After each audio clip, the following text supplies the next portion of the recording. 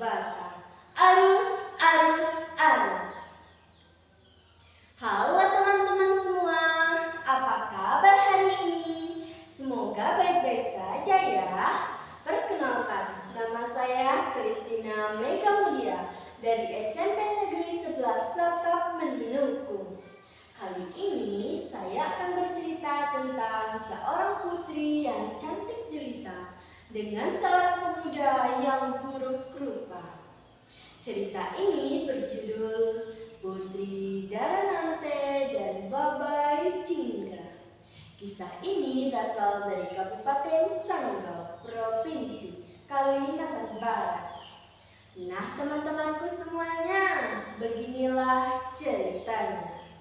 Dahulu kala, lahir dan tumbuhlah seorang putri yang cantik jelita, sehingga ia diberi nama Daranante. Kecantikannya membuat orang-orang takjub, apalagi ia terlahir dari keluarga bangsawan yang kerajaannya bernama Sukadana. Di istana Sukadana lah kehidupannya nyaris sempurna. Apa saja yang Putri Daranante inginkan pasti akan terwujud. Tidak hanya cantik, ia juga memiliki hati yang sangat baik kepada semua orang. Sehingga semua orang memandangnya dengan penuh kagum. Sungguh, Tuan Putri Daranante adalah putri yang sempurna. Tidak hanya wajahnya yang cantik, ia juga memiliki hati yang sangat luar biasa baik.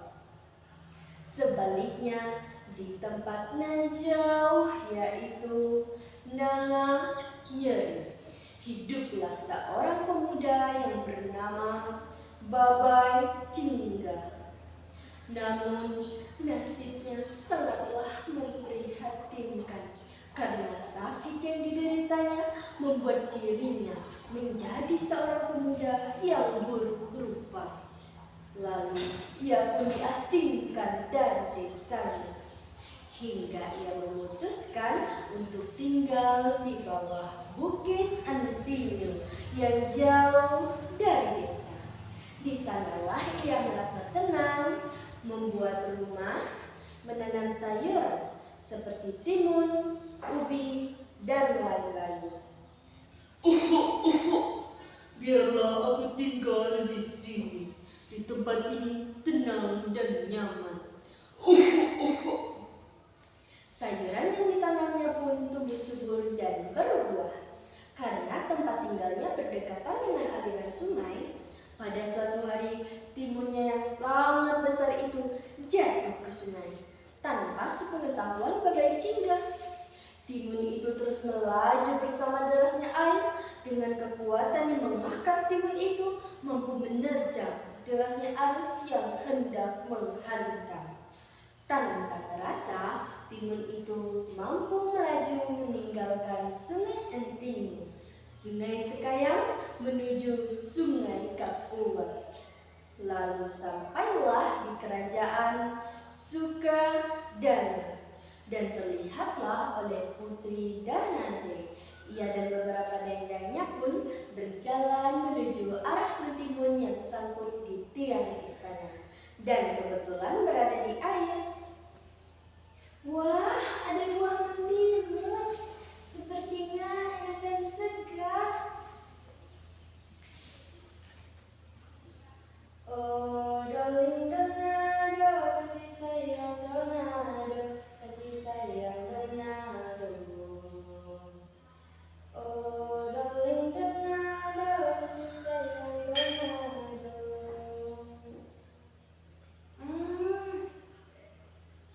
Benar-benar manis. Para dendengnya pun tercengang melihat kelakuan Putri Daranante. Ampun, Tuan Putri, kenapa Tuan Putri memakan buah mentimun yang tidak jelas asal-usulnya? Hingga tersiarlah bahwa Putri Daranante memakan buah mentimun yang tidak jelas asal-usulnya. Akhirnya rakyat yang kagum kepadanya berbalik mencaci di belakangnya.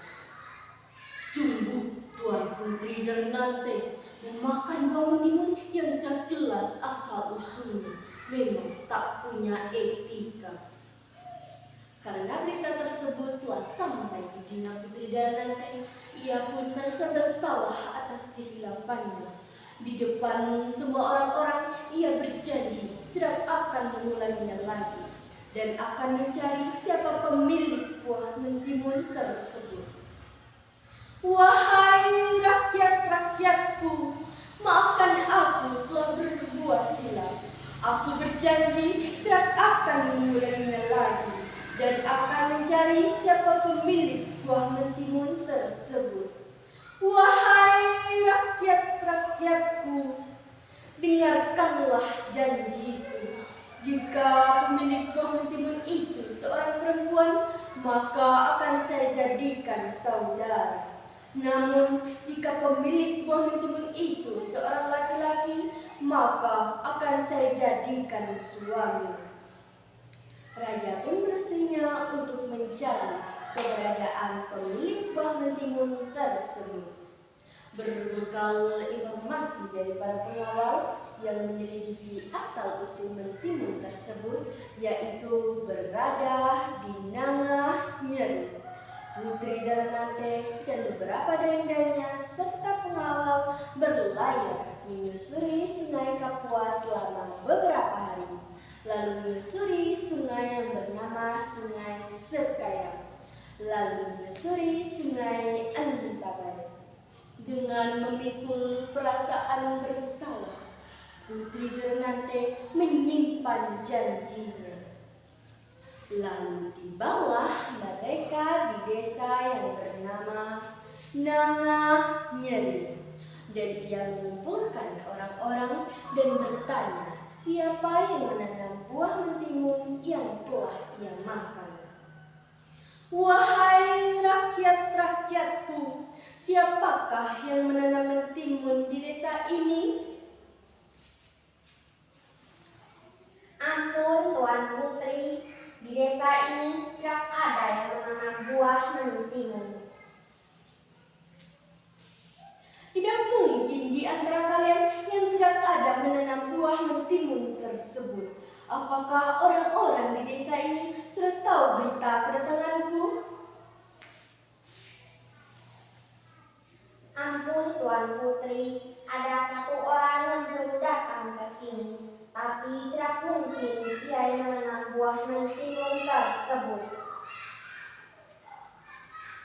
Kalau begitu, tolong panggilkan orang itu. Ia tinggal di bawah Bukit Antimo yang jauh dari desa. Tidak mengapa, atau tunjukkan keberadaan orang tersebut, biar kami yang ke sana. Berbekal informasi dari para warga, Putri Darnate dan beberapa dendanya serta pengawal segera menghampiri kebenaran berita tersebut. Berjalan menuju arah asap yang memukul, akhirnya mereka melihat sebuah danau atau rumah kecil di kaki bukit. Dan terlihatlah banyak sekali sayuran yang memiliki ukuran besar, dengan sungai mengalir deras di samping tumbuhan tersebut. Putri Darnate pun baru yakin dan mengerti bahwa buah mentimun berasal dari tempat tersebut. Lalu terdengarlah suara batuk dari rumah tersebut. Putri Darnate pun menghampirinya. Tuk tuk tuk tuk, permisi. Lalu keluarlah si Babai Jingga. Terlihatlah sesosok pria yang buruk rupa dan berbau busuk. Sampai-sampai Dayang dan para pengawalnya menutup hidung mereka. Putri Darnate yang melihatnya pun lalu tersenyum dan mengatakan maksud kedatangannya.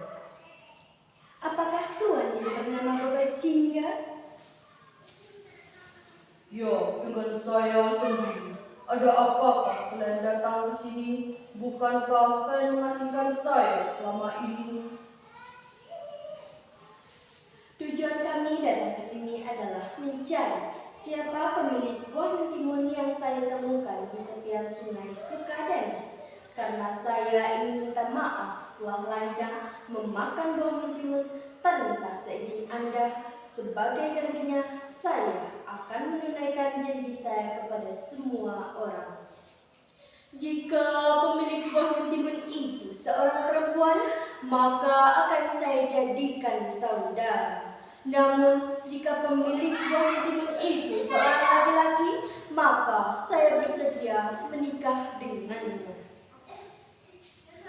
Menjadi pendamping hidup seorang putri seperti Nona, bukannya saya menolak, tapi saya tidak merasa pantas saja.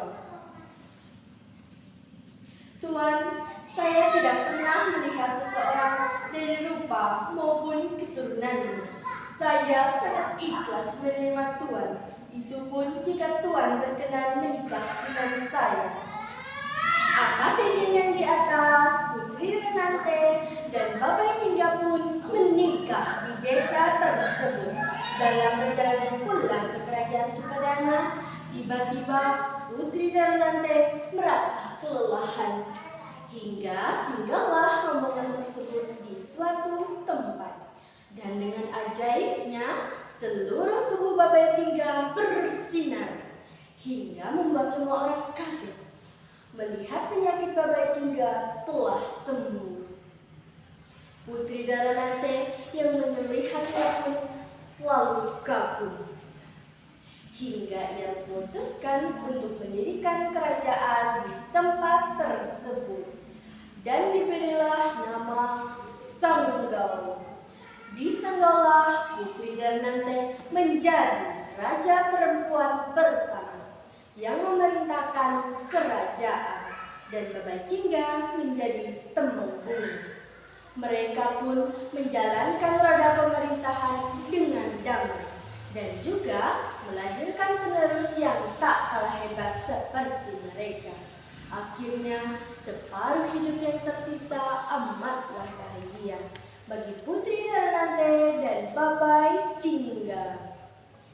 Nah, teman-temanku semuanya, begitulah ceritanya.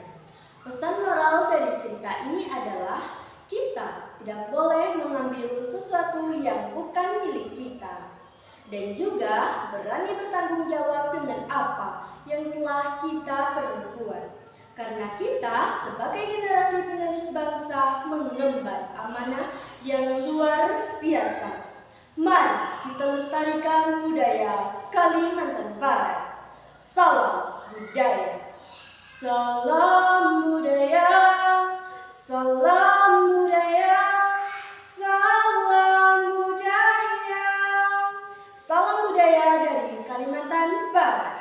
Adil Kak Talino, baju ramin Kak Saruga, basingat Kak Jubaka. Arus, arus, arus. Terima kasih.